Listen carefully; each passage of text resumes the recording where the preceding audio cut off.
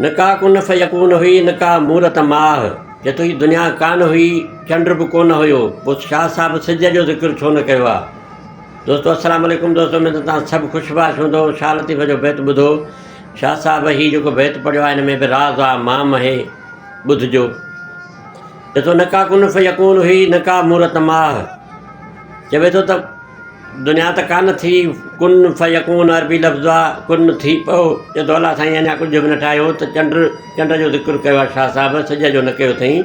इहो इन जे करे न कयो अथई त हिते जेको आहे सो उमिरि जॾहिं पुछो मारियो त तुंहिंजी पंहिंजे माण्हुनि सां एतिरी मुहबत कॾहिं थी।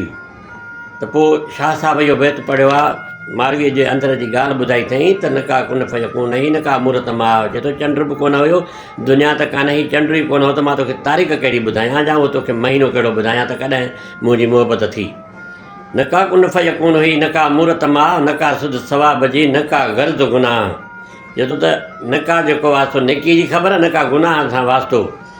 हेके आई हेक हुई वहदानियत वाह। चए थो अलाह हिकु अलाह जी वहदानियत बसि हिकिड़ा ई हुई रुगो। लिखाई लतीफ़ चए ॻुझ अंदरि गाह।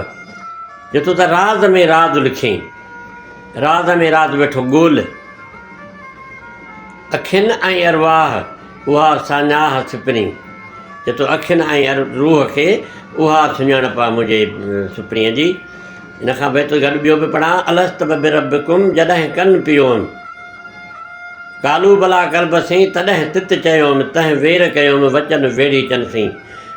न का कुन फयकून हुई, इहा इहे ॿई बैत शाह साहिबु गॾु जॾहिं पढ़िया आहिनि त इन मां ख़बर थी पए त उमिरि पुछो आहे मारियो त तुंहिंजी मुहबत एतिरी कॾहिं थी, छो थी, जेका ॻाल्हि ॿुधाए थी हीअ त चंड बि कोन हो जो मां तोखे घणे ॿुधायां। दोस्तो हक़ मौजूदु जे लतीफ़ जी ॿोली। ॻाल्हि सुठी लॻेव त ॿुधायो, जेकॾहिं का ग़लती का हुजे त पोइ उन जी दर माफ़ी। दोस्तो उमेद त तव्हां सभु ख़ुशि हूंदव ऐं कमेंट में लिखो। जेकॾहिं ॻाल्हि सही आहे त बि लिखो, ग़लति आहे त बि लिखो। असांजा हाल अहिड़ा अथव अधूरा।